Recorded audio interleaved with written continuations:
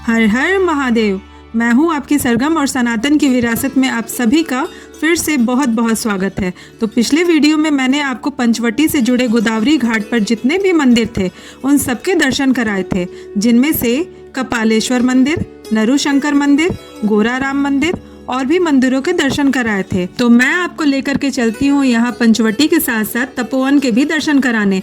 तो सबसे पहले हम दर्शन करेंगे कालाराम मंदिर के। ये पंचवटी के प्राचीन मंदिरों में से एक है और कई सालों पहले यहाँ लकड़ी का छोटा सा मंदिर हुआ करता था, पर सन 1792 में पेशवाओं के सरदार रंगाराव ओडेडकर जी ने इस मंदिर को भव्य रूप दिया, जिसे हम कालाराम मंदिर के नाम से भी जानते हैं। और यहाँ श्री राम जी, माता सीता और लक्ष्मण जी के मूर्तियों के दर्शन आप कर सकते हैं। ऐसा कहा जाता है कि सरदार ओडेडकर जी ने गोदावरी नदी में भगवान राम की काले रंग की मूर्ति का सपना देखा था और नदी से मूर्तियों को निकालकर मंदिर में बनवाया। कहते हैं जिस जगह पर मूर्तियां मिली थी उसका नाम रामकुंड रख दिया गया और राम जी की मूर्ति काली होने के कारण इस मंदिर को कालाराम मंदिर कहते हैं। तो मैं आपको ले चलती हूँ सीता गुफा, जहाँ पर 5 वट के वृक्ष हैं। ये है सीता गुफा। जब लक्ष्मण जी ने सूर्पनखा की नाक और कान काट दी थी तो रावण के भाई खरदूषण 14,000 सेना लेकर के आए थे। तो राम जी ने माता सीता को इसी गुफा में रखा था और निशानी के तौर पर यहाँ 5 वट के वृक्ष लगा दिए गए। अंकल, यहाँ पे 5 वट क्या है? ये 5 पेड़ है ना, ये सूर्य भगवान के हिसाब से पेड़ हुए। पहले असल में गंधर्व थे, फिर लेकिन इन्होंने सूर्य भगवान का बहुत मजाक किया, तो सूर्य भगवान ने इनको शाप दे के आप पेड़ बन जाओगे। फिर बाद में वो पेड़ बन के उन्होंने बहुत सहन किया, उन्हें बारिश ये तपते रहे, बहुत ये हो गया, उनको तकलीफ हो गई। फिर उन्होंने माफ़ी मांगी सूर्य भगवान से। फिर सूर्य भगवान को दया है, बोले राम जी आएंगे आपको मुक्त कराएंगे। ऐसी कहानी उसके पीछे। जैसा कि आपने देख लिया कि ऐसी कहानी है कि गंधर्वों को श्राप मिला सूर्य भगवान के द्वारा कि वो जो है राम जी आएंगे और इनको मुक्त करेंगे। तो ये पंचवटी जो 5 पेड़ दिखाए मैंने अभी आपको, उनके नाम से है ना जी, वो 5 पेड़ के नाम से। हाँ, तो उन 5 पेड़ के नाम से ही ये पंचवटी के नाम से है। और ये है माँ सीता द्वारा स्थापित शिवलिंग। सीता गुफा के सामने 1 रुपए में माँ सीता और श्री राम जी की जीवन शैली को झांकियों के रूप में देखा जा सकता है। यहाँ गौशाला भी है जहाँ आप गौ सेवा भी कर सकते हैं। अब मैं लेकर के आ गई हूँ लंबे हनुमान जी के दर्शन कराने, जो 11.5 फुट ऊंची और 60 फुट कमर से हैं। जब राम जी, सीता जी और लक्ष्मण जी वनवास आए थे, तो जब माँ सीता को रावण हरण करके लंका ले गए तो प्रभु राम जी ने हनुमान जी को अंगूठी दी थी लंका में सीता जी का पता लगाने के लिए।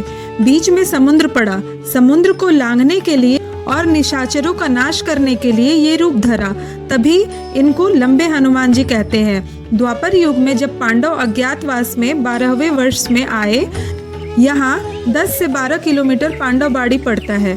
जब वो जंगल में घूमते थे तब यहीं उनको बबूल के कांटों के विशाल पेड़ के नीचे हनुमान जी मिले, इसलिए इन्हें कांटे हनुमान जी भी कहते हैं।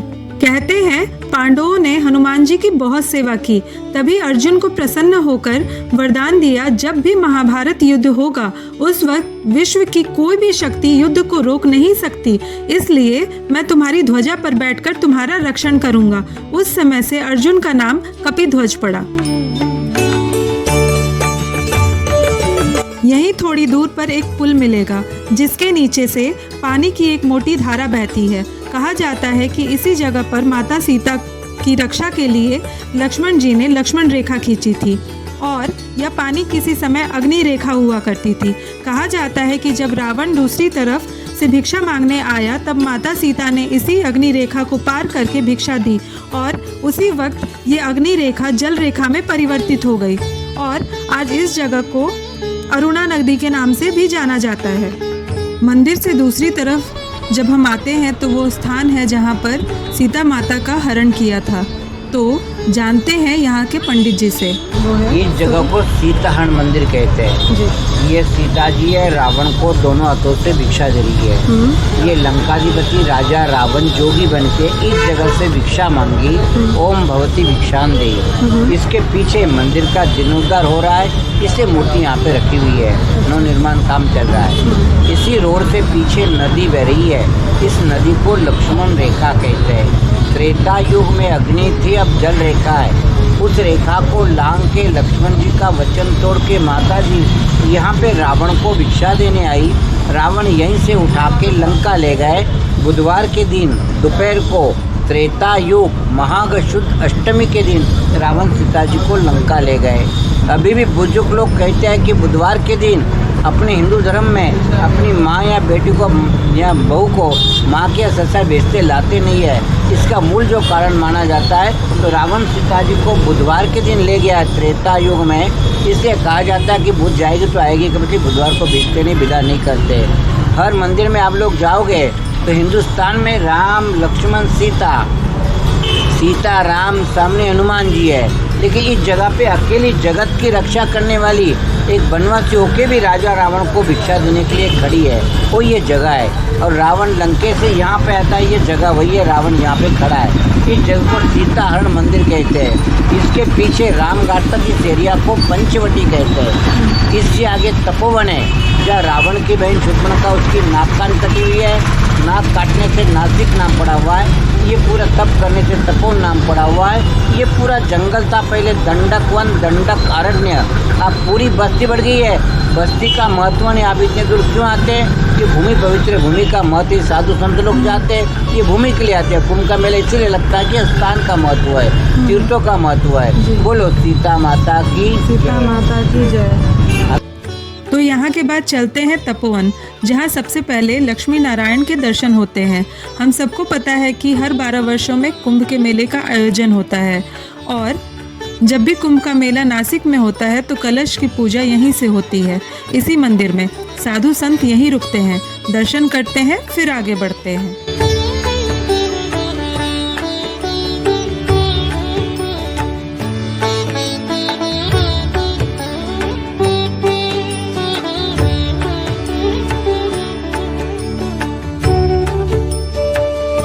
लक्ष्मण जी के मंदिर के सामने दिखेगा आपको राम सृष्टि उद्यान, और यहाँ अयोध्या के बाद राम जी की भव्य मूर्ति देखने को मिलेंगी, जिसकी हाइट 70 फुट की है।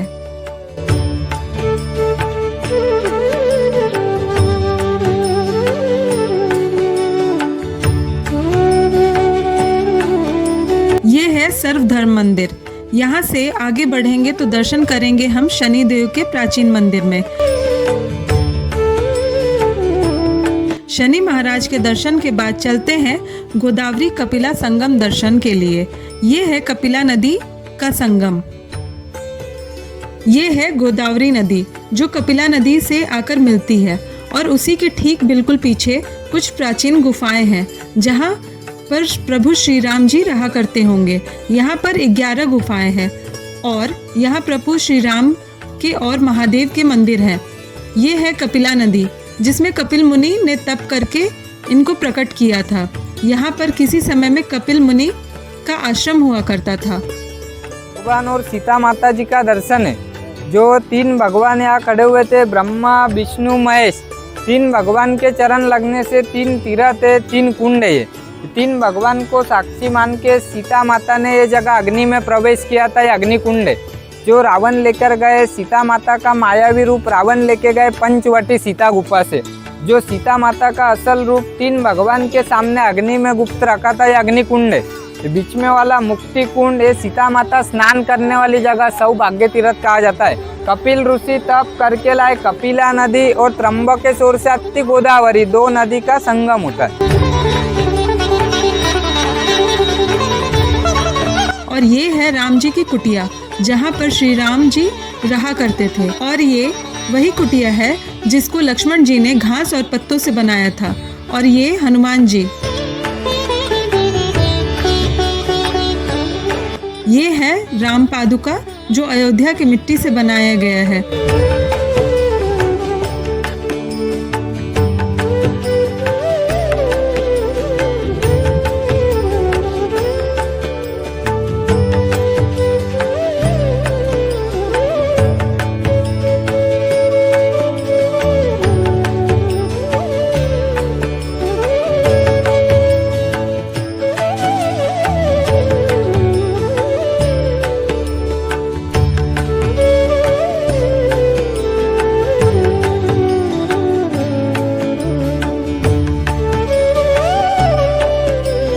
ये है अगस्त मुनि की मूर्ति और अगस्त मुनि ही थे जिन्होंने चित्रकूट के बाद राम जी को यहाँ आने के लिए कहा था। अगर मेरी ये वीडियो अच्छी लगी हो तो मेरे चैनल को लाइक और सब्सक्राइब ज़रूर कीजिए।